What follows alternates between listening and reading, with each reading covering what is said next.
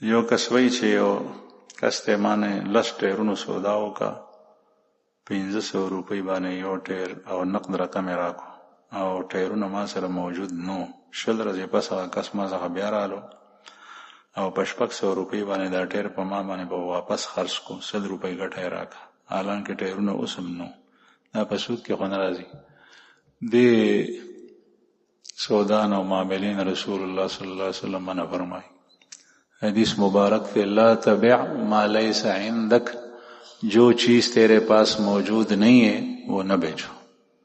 آغا سودا نہ کیږي چې کوم شی تاسو سره موجود نه. صرف بیع سلم کې دا جایز ده. بیع سلم څه شی دی؟ آغا سیس چې هغه پشان سیس په بازار او مارکیټ کې ملاويږي، لکه غنم په شکل کې غنم دي، د کجورو په شکل کې کجوري دي، د جوارو په شکل کې جوار دي.